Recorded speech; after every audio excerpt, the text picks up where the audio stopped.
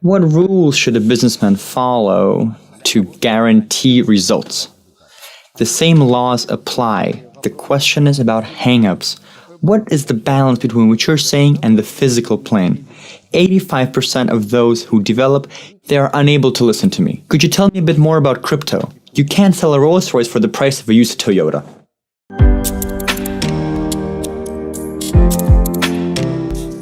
So, I'm gonna ask this head on.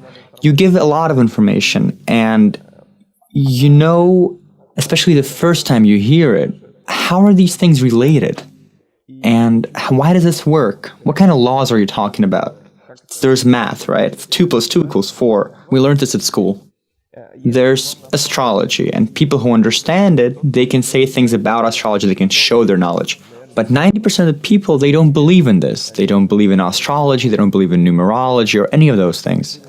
And as soon as you say God, energy, esoterics, all of these things, words that sound obscene to many, they think, what kind of nonsense is this? How does this even work?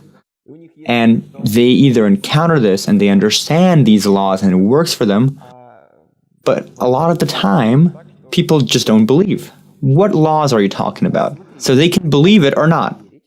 And we're going in too deep, and I think you should exploit these things. There's no need for me to know what kind of computer I have in my car, how the brakes work, how the internal combustion engine works. I don't care about these things. All I need to do is know the rules of the road. I need to know how to start the car, how to shut off the engine, how to drive, and where the gas and the brakes are. And to be professional in the practical. So here the mechanism is very basic. You should live to be happy and to get pleasure.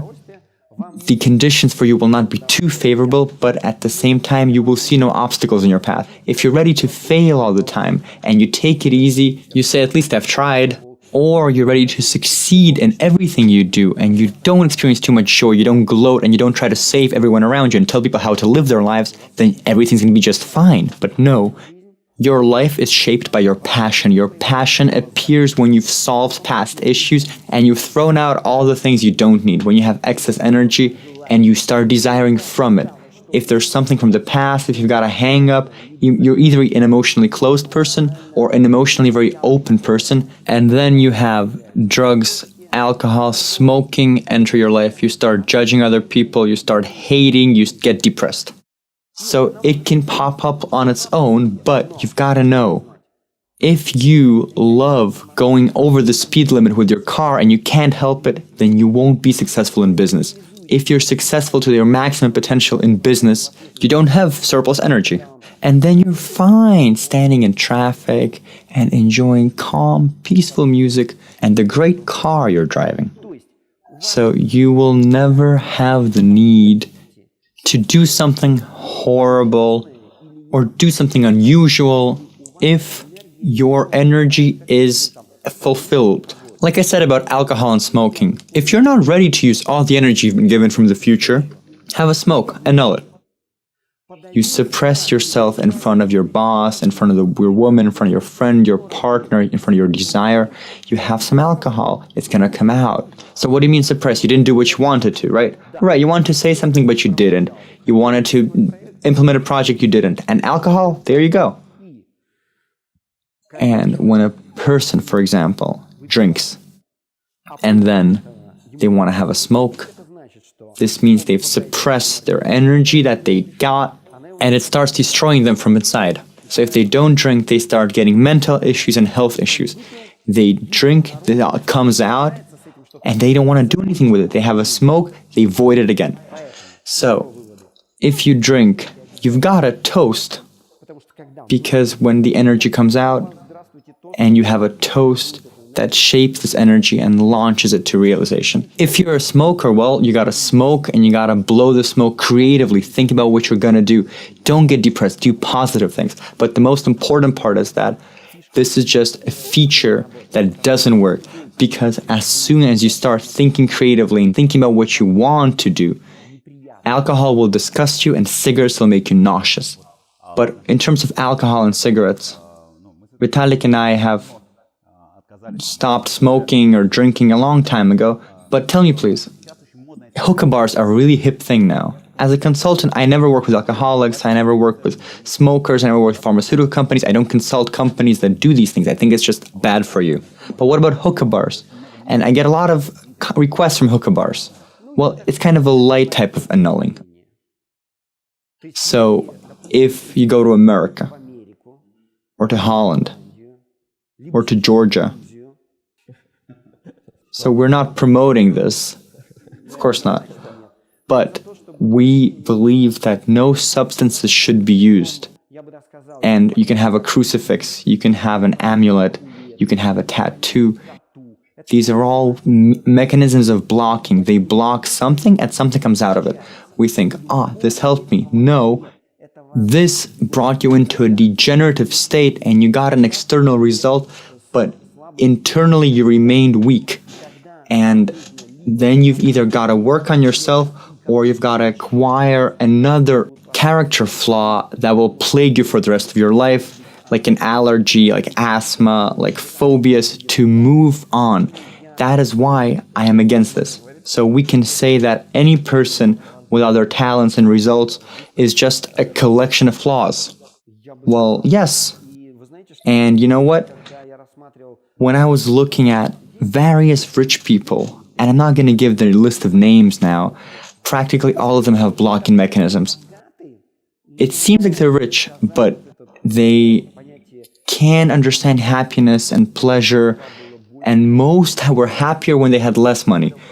You were talking about doing things in proper order. So first you buy a phone, then a fridge, then a computer, a car, an apartment, a house, an island, and so on. In my experience, setting up a business to bring you up to 100,000 rubles per month is different from making up to 300,000 and different up to 500,000, and 500,000 to 1 million is something that for me was absolutely unimaginable, and so on and so forth. So within these transitions, are there any differences, or are the patterns the same? The patterns are the same. The question is about hang-ups. So it's like a weak magnet, a stronger magnet, a very powerful magnet, an insanely powerful magnet with a huge generator. And money creates obstacles for you. Money creates fear. And if you've got problems with your past, unsolved hang-ups, the further you move, the more past you have, and you're pulled back, and you start being afraid to lose the money. And you always have to lose the money to get more money. You got to invest money to have the money come back to you. And if people start funneling money offshore, that means they're definitely not ready for money. So, talking about being not ready, for some people this transition from 500,000 or 1 million plus comes fast, but to some people, it takes them a really long time. People are unable to break that barrier for 5 or 6 years. So, Dima, it's actually very simple. Pride and arrogance. So that's the state they're in, right? Yes, they've achieved the level they were able to obtain. Yes. Well, it's all subconscious, right? So, as soon as he starts identifying with this and this destroys him, forget about the money. Money's going to come later, but it destroys him.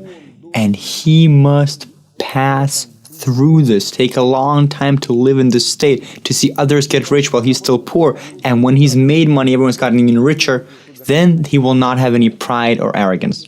And as I said, although I say that you can give advice and you can't boast, you can't judge others. In reality, here the question is much deeper.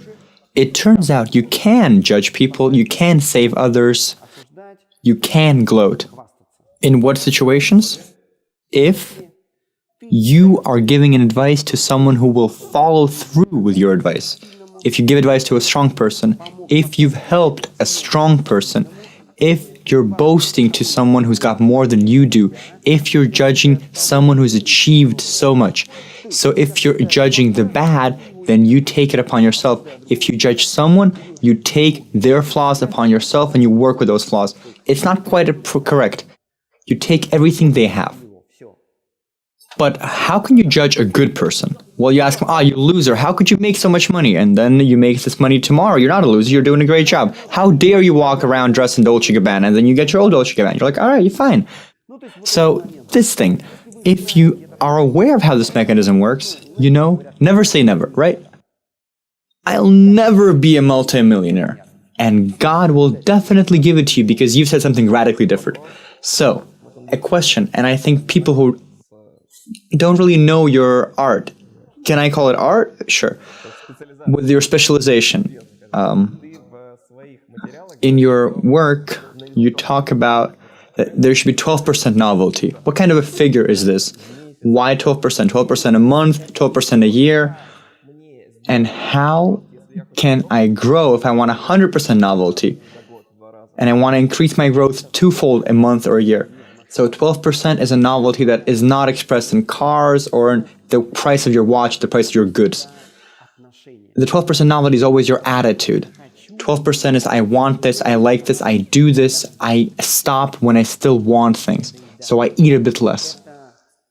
This is 12% of novelty when you stopped, whereas you could have gone on. So I attended training, I read a book, I watch your video, and I shut it off when I've had enough, when I'm satiated, but I haven't. Well, no, you're not satiated. You could have more training. You could have listened to 5 more hours of lecture, but you didn't. You went to a party. You went on vacation. So you should always eat a bit less. You know why? This applies to all spheres of life. For example, when we fall in love with someone, first we fall in love with them only because they have novelty, and there's 2 types of love. There's consumerist love. It comes from a surplus of self-love. Consumerist love is when we're lacking something, we see something in the person that we're lacking, and we would like to have these qualities. And second thing is when you love yourself, and you love someone because you've got too much love, and you love yourself within the other. That's the highest level of love. It's called selfish love. When a person goes to a restaurant you like, when the person watches the films you like, when a person has sex the way you like, when a person travels, when a person's worldview is the way you like it, and the speed they process information is the same as yours. So we've talked, we should have a bit less than we want to, and then together we form neural connections of infatuation. So it's like going to the gym. You lift weights at the gym, and then you take a break, and when you're asleep, that's when muscles are growing. If you lift weights and lift weights and lift weights, your muscles shrink and you start getting health issues. And that's why if you're in love with the person and you start spending all your time with them, then sadly you will break up, 100% guarantee. Because you'll have had too much of each other and you get nauseous, the person will disgust you. It's the same with business. You should always have a bit less to maintain interest. When you've had too much, then most of the time what's going to happen is you will produce energy so this doesn't happen again. You'll get allergies. Everything associated with the business will disgust you, and that's why if you believe you shouldn't smoke, you should smoke 2 packs of cigarettes in one go. And I think in the next 3 years, you'll quit cold turkey. Having too much in business, what does this mean? Does this mean working too much, doing things better, doing things perfectly? Well, it's about a ratio. It's about the ratio of how much pleasure you get from business and how much pleasure you get from relaxation. Relaxation is changing your activity. So we don't know how to relax, right? Well, I could say that this is a major key, but also a big problem for many people when they loathe their family and they loathe their business, and then they escape to pool rooms, to saunas, they go fishing, they go hunting. But if they love their business and they loathe their family and their loved ones are their home, then they escape to business. Or they love their family but they loathe their business and then they escape into the family. But this definitely leads to the destruction of both. Well, basically, so you're hung up on your family, you won't have time for it, you spend all your time at your work. You're hung up on your business will be destroyed for you to go back to your family. So it's mostly about striking a balance. But balance is always an illusion, because if you move on to the next level, no matter how good you did things, you always feel empty, you feel depressed, you're not confident, you feel like everything's gone. And how do you strike this balance? So what is balance? How do I understand that I'm in equilibrium? Does that mean working 9 to 6 and then stopping? No. It's a feeling. It's getting a feeling. And the foundation takes a long time. You know how tastes are taught? And here you learn to feel the balance. You make mistakes, trial and error, and then you succeed time to time. And then with time, when you're not proud, when you're not arrogant, when you don't give advice, you've caught the wave and you're riding the wave. And when you're riding the wave, that's it. It's so good for you then. You've got to desire, you've got to monitor your feelings, you've got to acquire, desire more, monitor your feelings, move on, and filter people around you. You need to know how to say no. You've got to be harsh, but also you've got to let yourself relax. So when you get more results, this gives you a responsibility to want even more, right? So you've started driving at a high speed along a racetrack and you start digging it, but the higher the speed, the more complicated the track, the more carefully you should watch the road and the more disciplined you should be. Does this mean that you need to invest more time into this? I think so. Because this is something I'd like to know. So to what extent does your financial result depend on the time you've invested into your business or a result in your relationship? Does that depend on how much time you've put into it? Or it's about switching. So a business grows when you're not doing business. A relationship grows when you're not in a relationship. If you're able to quickly switch, you'll get insane results. So hanging up on things is the problem in family and in business. Knowing how to switch quickly means you don't have to stay in one place for a long time. If you've left your house, there's no house. If you've got on the car, there's no car. If you've left the office, there's no office. So if you were talking to a person, you turn around, the person's gone. So if you're able to switch quickly, you won't have to gradually, slowly lead up to something. So I wake up, I love the fact that I've woken up, then I love the fact that I'm having breakfast, then I get my phone and so on and so forth. So yes, you could look at your business plan, you could watch a YouTube channel, but do a little bit less than you'd want to do. You eat a bit less, you have a bit less. So if I work so hard in my business and I'm experiencing difficulty, that means you're hung up and you've got problems on the personal front. You've got problems, you're going to lose money in the future because at this moment, you're laying negative energy that'll form negative events in the future. And then you think, where should I lose? So your money gets stolen, your tire gets punched, you get IRS problems. So you're saying you shouldn't work too much. Never. Oh, that's great, thank God. But then I haven't learned to work little because when I first became self-employed, I thought to myself, oh my God, I'm going to take a break, take it easy. But in the end, the demand was so high that if I decide to take a break, a huge wave of energy that's been unused will come over me. And that's why you've got to structure your business in such a way to transition to the next level and to stop working with the clients you had and stop doing what you did before.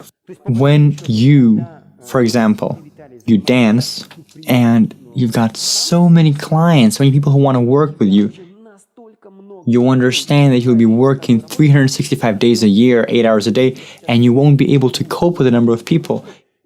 You know what you should do? Prices? You should stop working with those clients and move on to the next level of clients because of a higher price or the higher level of professionals and people you'll be working with. So find a new target audience, a higher level target audience, right? So if you start working too much in your business is going so well, you start choking on the amount of responsibility. That means you've got to change your business approach, you've got to change the value of your business, you've got to change your client base. So next question about business. What should an owner do to make his business profitable? How should a person really make money? What should a person do? When we're talking about should, that's already a limitation. There are certain rules that you can follow or not follow. So theoretically, a person can make money and stack that money away, or funnel that money offshore and lose that money abroad, or his wife or lover will spend that money God knows where. Or a person makes money and they invest it and they lose it all.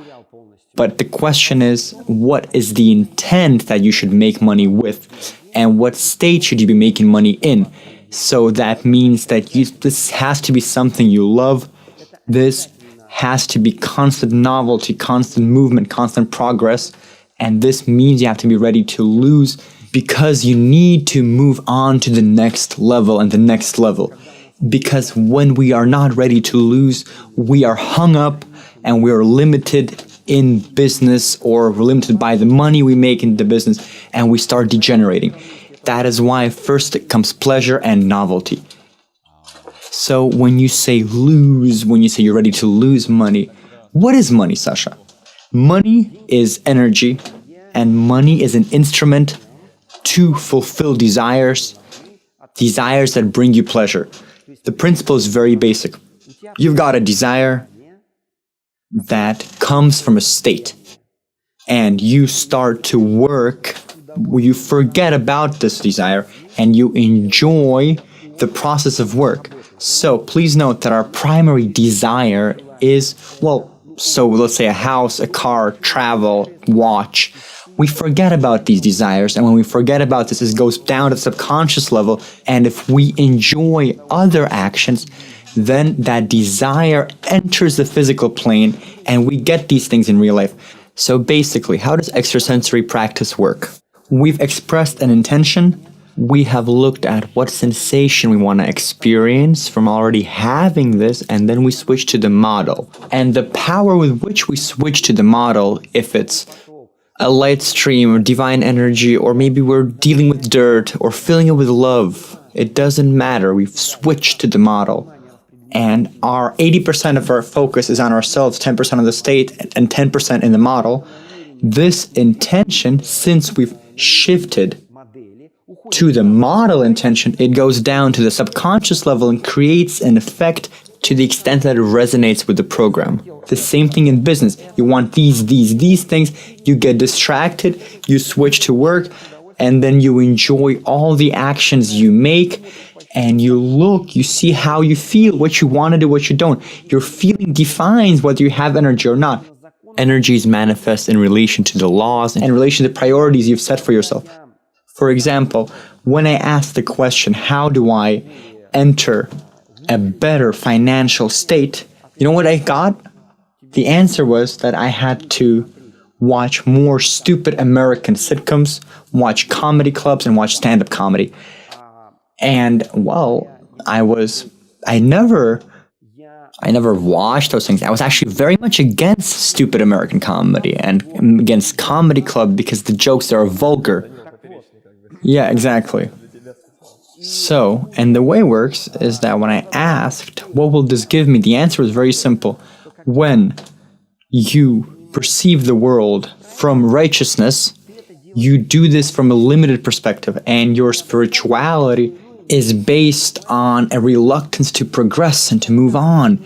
And when you start accepting this stupid type of humor and these obscene jokes, you will stop judging others, and you will stop spending energy and then working on their problems, and then your financial well-being will increase 30%, and you won't have to do anything for it. The only thing you'll have to do is watch and enjoy watching stupid American comedies. And so basically, this question was, when we move into the new, we have certain dogmas. Something is bad, something is good. Well, they say, that's like low-level pimping. And I'm like, wait a second, it's all about the name, right? So, if someone sells expensive jeans, or expensive shoes, or expensive diamonds, but a person who's limited in their development by their past and by their upbringing will say, hey, this is too much. You could live with Swarovski. You could wear Chinese jeans that cost $3. You could drive a used Nissan. So why all of this? This is too much. And the reason is that they're limited in their energy. That's why every person perceives reality based on their capacity. And when they see other people, they evaluate them based on how much they make. And when someone I know asked me, well, tell me, this is not right to buy a watch that costs $30,000. And I say, hey, listen up. Only because, based on how much you're making, this makes no sense. But as soon as you start making $1 million a month, granted that you develop across your personality, you won't even look at watches that cost less than 100,000 because your needs haven't grown yet, but you like watches. That's why you'll spend money on cars, on watches, things for your home. Well, basically about this person particularly. But the question is, he starts making money as soon as he starts allowing himself these things. And many people say, I've already allowed myself to get a yacht. I've already allowed myself to have this house. I've already allowed myself to have this beautiful woman who's also Miss Universe.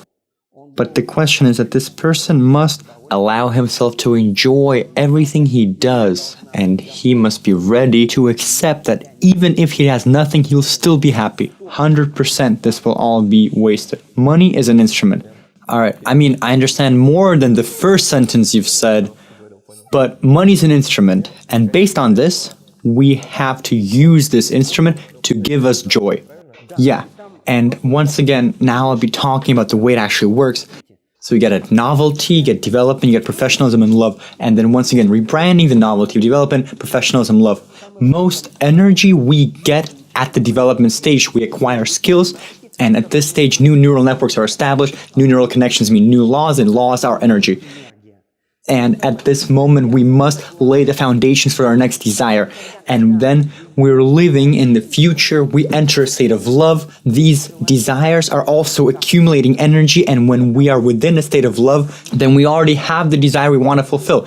So when we get something that gives us pleasure, and then our subconscious, and we don't boast, we don't experience joy, we're ready to lose, gives us 3 to 10 times more money than we had spent on what gives us pleasure. But we should be ready to lose. And you know when you're ready to lose? When you've been using something and gives you joy and you're not hung up on it, and at a certain point you don't like the Apple Watch 3 anymore, you want to get the Apple Watch 4, you don't like the iPhone 10, you want to get the iPhone 10 Maxi, the bigger one. So automatically you move on to the next level. And you know what? The essence of a state is being ready to be rich. When you leave Italy, and it's like you've never been there, and you don't tell people about these, you don't share your experience because you don't care about this anymore. You're living in the here and now. You care about what you're going to be doing tomorrow, what you're going to be doing now. And when you've sold a car, you don't think about it. You're just enjoying the car you've bought. This means being rich. But when you're boasting about this one and you're all thinking about how bad or good the other one was, then here this is a trap. And this means you're not ready to move on. So this is clear. But if money is an instrument and we spend all of it, but you said that you should save, right? Well, it's a case-by-case scenario. Every scenario has its advantages and disadvantages, but I believe that psychologically you will feel better if you do save. What percentage do you think you should save? Well, are you saving all your money to buy a house, an apartment, a car, an airplane, but you spend money on things that your stinginess allows you to buy in order to enjoy these things? So the here and now, right? Yes. And it shouldn't be too much, and it shouldn't be rushed, and you should have a feeling of what you're doing. But some people are too radical. Some, for example, they want to get a 72-inch TV, but at the same time, they're walking around in old shoes, and they don't get haircuts, they don't do sports. And I want to say that when we move into the new, we've got to develop all spheres of our personality. And I've seen so many business people, like in business, they're business people, but they wear God knows what clothes, they eat terrible food, they drive terrible cars, and you always ask yourself, why does he need money? And he can't answer that question because he's living with a wife who's mediocre, and he doesn't do the things he should be doing. And there's fear of losing money because he understands that there's no end goal and there's no understanding of how he's gonna spend money. And the same principle is we're living to make this world a better place. You know how we make this world a better place? By becoming happy, by experiencing joy. When we're happy, when we experience joy, we produce the energy that comes to us. And the bad is good energy that hasn't been used in time. When you've used all the good in you and it's turned into even greater good, then there won't be any natural disasters, there won't be any economic crises, there will be no diseases or viruses in the whole country, there won't be any flu. But that's utopia, what you're describing, right? Well, I'd say that hypothetically, it's possible, but practically, this will never happen because we are living at a time when we're in a phase of transition. It's always been a transition, and I want to talk too much about it, but the question is, how is everything established? Everything established according to the principle, those who pay give the orders. And because there's this thing like elite families, and I don't want to talk about this too much, and I'm not talking about the Rockefellers or other rich people, but they are people who are above everything else. And what do they care about? Well, if you want to watch Westworld, this will give you an indication, right? So yeah, the principle is very simple. We always try to find energy, and we know there's passion where there's energy. If you're talking about elite families, the principle of an elite families, the worse people are feeling, the better they are feeling. But they don't want people to feel good because they won't profit out of it. Because then all the energy is processed by the people, and the people are in a state of self-sufficiency, and we don't have any side effects. That's why if you want to survive here, you'll have to make mistakes. Sometimes you'll have to be dumb. You'll have to get depressed. So going back to the real world, so to say, the world that we're living in, I like all of this. I like this conversation to become an instrument for us to understand this, to move on to the next level. The things you're saying, I'd like to ask you about investment. If we're not saving for a car, yacht, or apartment, but if we're saving to invest, what do you think about this? First of all, how engaged are you with the company you're going to invest in? Well, let's say it's Apple stock. Well, I wouldn't say investing in Apple is a good idea because, well, on the one hand, I use all Apple products and I love them, but the people at the top of the company, they're a bit disturbing. Well, in general, what about like trading on a stock market? Well, the question is, it's a question of energy. I'm talking about things that many people don't understand. And there was a time when I didn't understand these things either. Money does smell. Money has energy. Money has the energy of the person who produced the money, the people who own the money. That's why when you get money for a service, you get the energy of those people who took part in manufacturing their service. Why?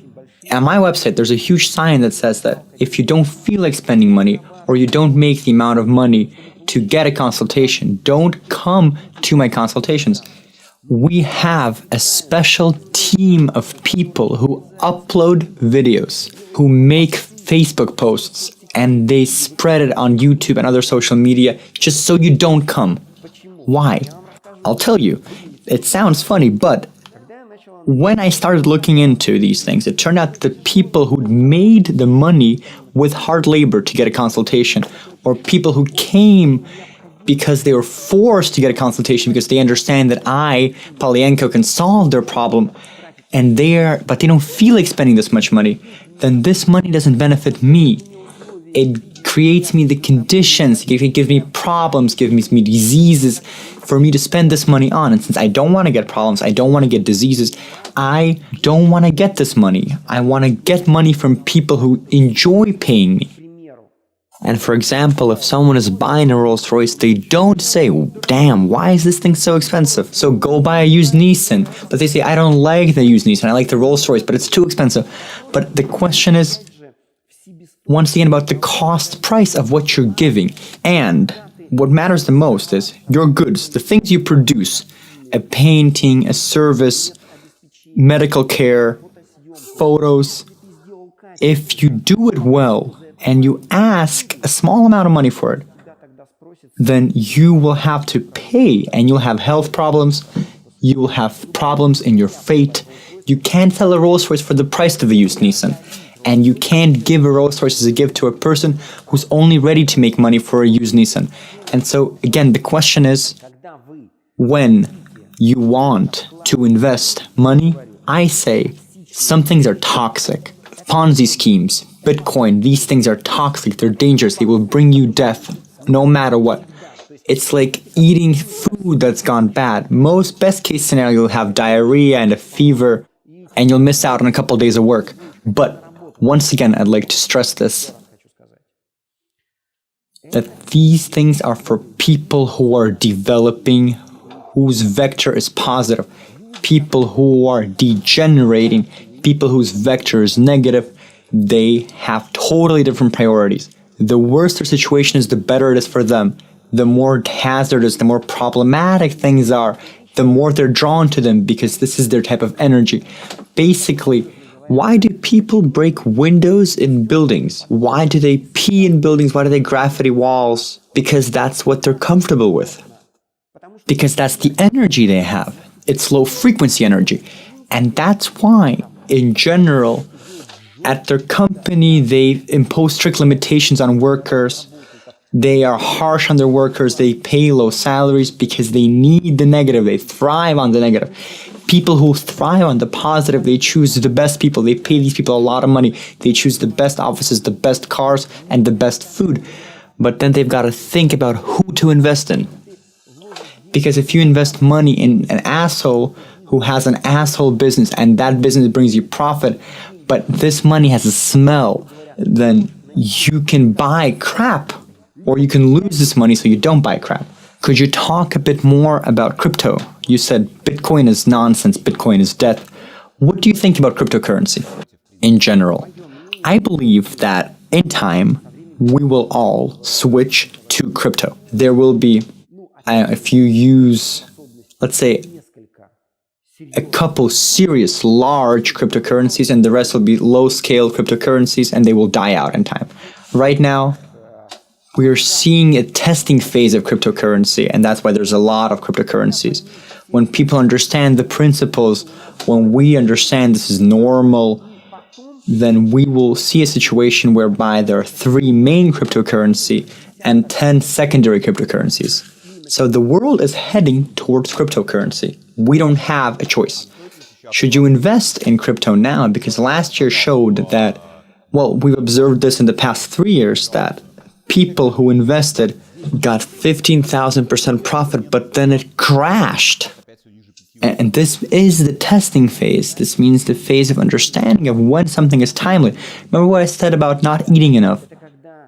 When Bitcoin cost 20,000 and I told someone, you've got to sell it now. Everything you've got. And she had a lot. Sell it right now. Even if you lose a bit, sell it this second. And I hope she did it. And I say it's better to lose now, but lose a little than to see the market collapse.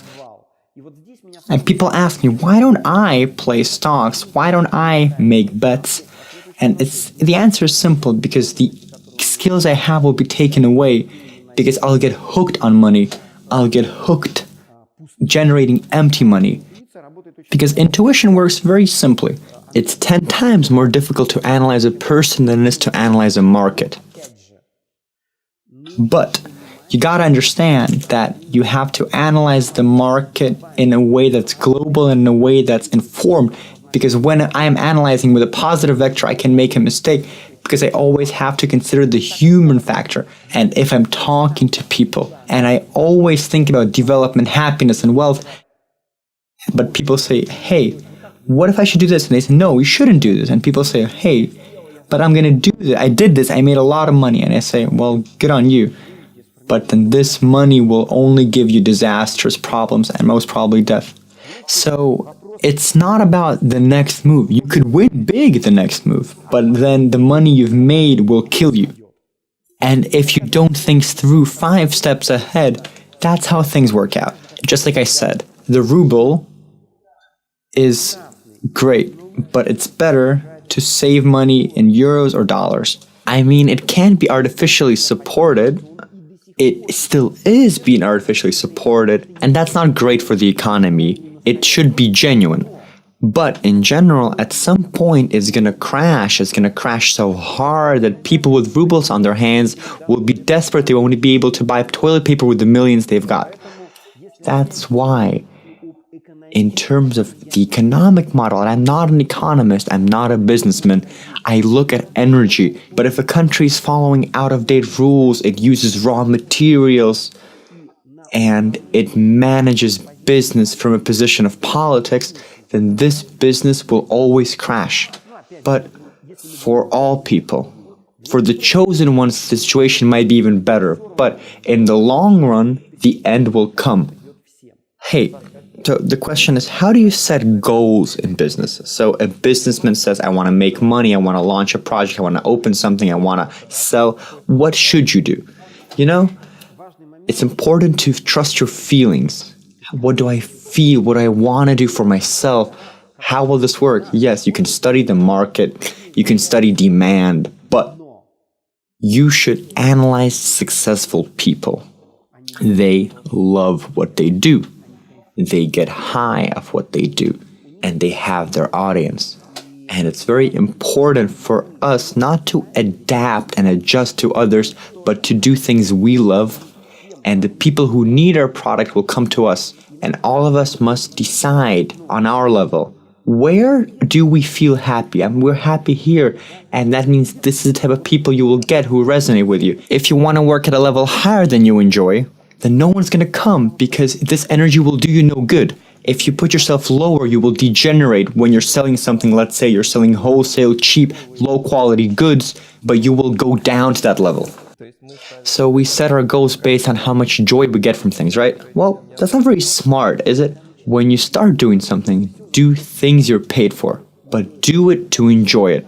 As when you get more pleasure and you start spending money on things you like and you choose the best of the things you can afford, you won't boast, save the weak, and give advice to people who won't follow your advice, you will intuitively enter your program and it will tell you what to do, how you should do things, and what will come of it through feeling. So, basically, we have a lot of questions about things that aren't physical. So, my mom, she tells me that, this water is bad for you, or the supermarket has bad tomatoes. I'm going to go to the farmer's market and I'm going to get them there because they're fresher. And I feel like our lives, our results and successes in life are affected much more by the program, by our actions, by our worldview than by tobacco, drugs, and even the worst that can happen, bad tomatoes. It all depends on energy. If your vector is positive, and I'm going to be using astrological terms, if you're living under the northern node, the Rahu, if you're moving towards the sun, not towards the moon, if you're acting, your body digests all of this, processes all of this, and will only give you joy. I had a fun, interesting example. A woman came to me in Germany and she said that her body was falling apart. A young woman in her prime, and for no reason she started experiencing issues. And why? Because she had a very weak man with her. A man who would adjust to others, a man who'd be bitter, a man who'd be insecure, and a man who'd hesitate. And because you are with him, your health suffers. She got a medical exam at a clinic, and they found high levels of lead in her blood. The lead would give toxins and destroy her from within. And here's a very interesting thing. Where'd the lead come from? The lead came from dental fillings she got when she was 18. But since she was living in a solar wind, she chose a strong, interesting man. She gave birth to his kids and she was driving into the new. And then at a certain point, she got hung up on her kids and she stopped developing and her husband started cheating on her. And she found a reason to leave him and she met this weak man. And in the end, her immune system stopped working properly because she was thinking through negation, and through her man, she adjusted to low frequency vibrations, and then her immune system couldn't process the lead in her teeth that her body had no problem with, and when she was 18, the left would leave her body like it was nothing. And we all have a lot of bad things within us, viruses, bacteria, germs in our body. But for as long as our immune system is strong and our mood is positive, and a strong immune system and a good mood is the same thing, we don't care how many germs we got. As soon as we get depressed, as soon as we get bitter, and we have people around us who are pessimistic and who are living a low frequency life, then our energy fails, and these germs, bacteria, and viruses, they start destroying us. That's why I'd like to stress the importance of having good people around you, of thinking positively, thinking creatively. And it's the same thing in business. With people who do the same business, and I've seen this many times in Italy, there's a restaurant that's empty, and then when it's full of people, and you look at the energy of people, some of them think creatively, others think negatively, some people enjoy life, but others hate it. So let's say one restaurant is full, the other one is empty. How do you protect yourself from this? You know, you should be the type of person who repels these people. So when I think creatively, when I think positively, when I develop people who live around me or, in my building, they should either change or move away.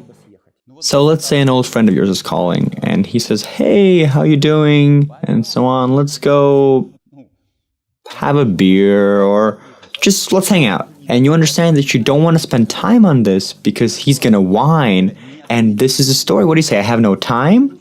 If you come to a restaurant and you're giving a menu and there's cakes and they taste great, but you understand there's excess calories and you won't be able to burn them in the gym and you'll put on weight and you won't look good as a result. And you force yourself to say no to these cakes. And I want to tell you that if you don't know how to say no in these situations, you will never be rich, healthy, and successful. Yeah? Screw off. Come back when you're interesting. So this is not something I'm interested in.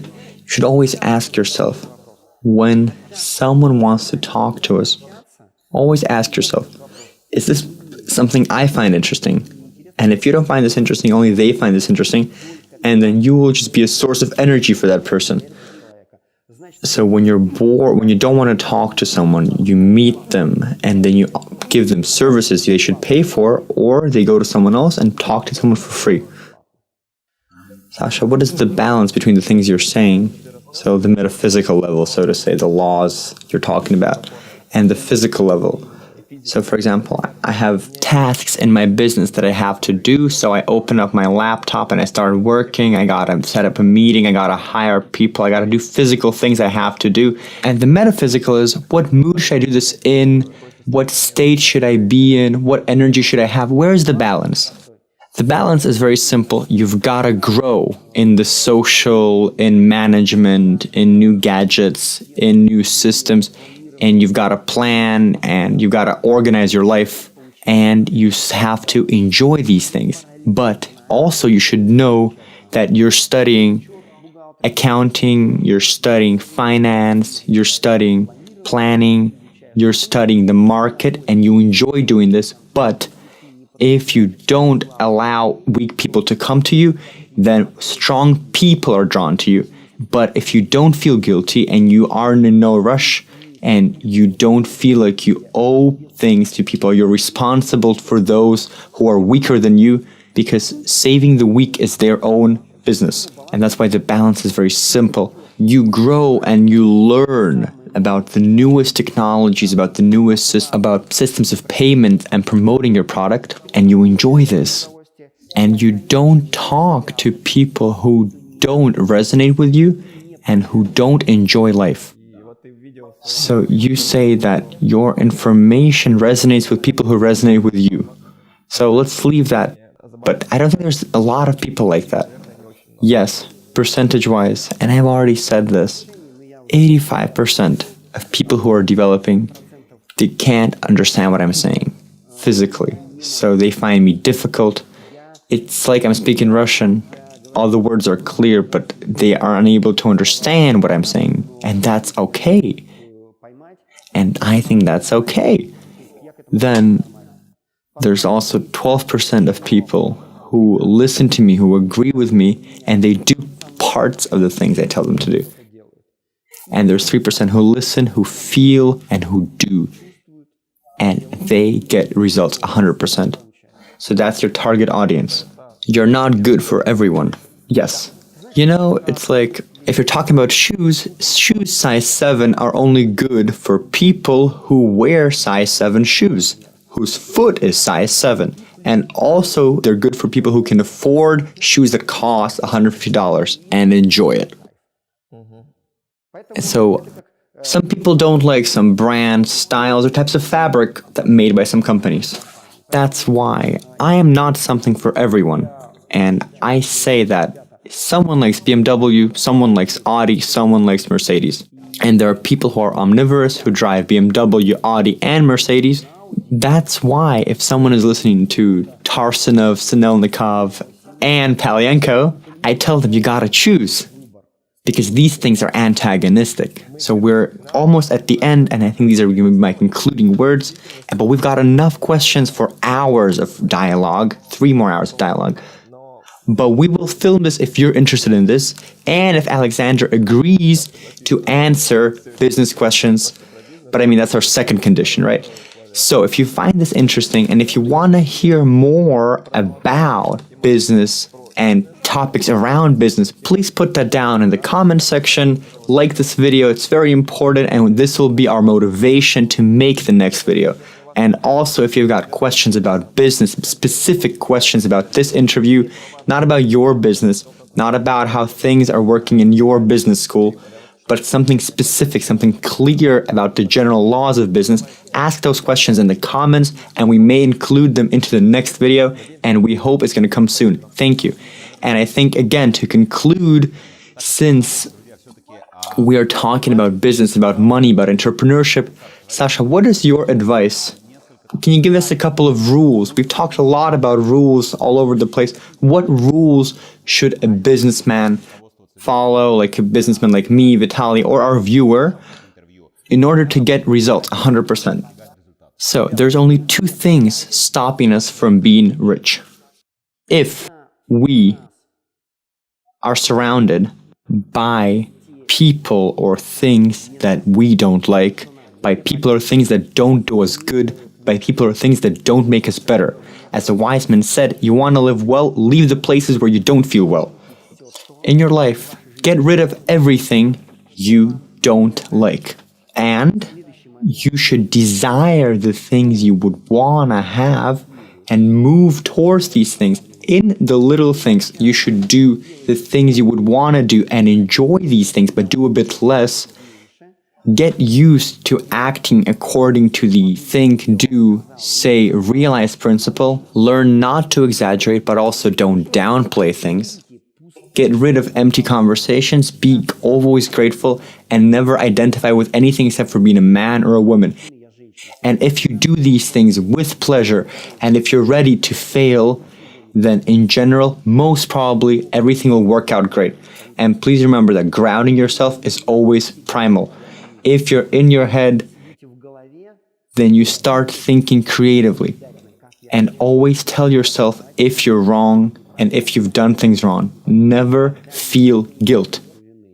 And you should do physical things to ground the things that should be gone from your life. And do things with pleasure. And when you move on to the creative, positive thinking, when you live according to the think, do, act, realize principle, when you talk to others as equals, when you get rid of guilt, and you get rid of the assholes in your lives, and you get rid of the things that you find difficult, you will stop judging people and saving the weak. You will have energy, you will have desire, and all the things you want will come to you, and then you will not be in a rush, and everything will work out great. I should write this down and put this on my wall. Thank you. Once again, we had Alexander Palienko with us today. He is a person with his unique perspective on life, and we hope that you found his advice as useful as we did. So we have in the studio Vitaly Krukov, Dmitry Oshepkov, Alexander, and let's shake hands, and I'm happy that you came here. See you later.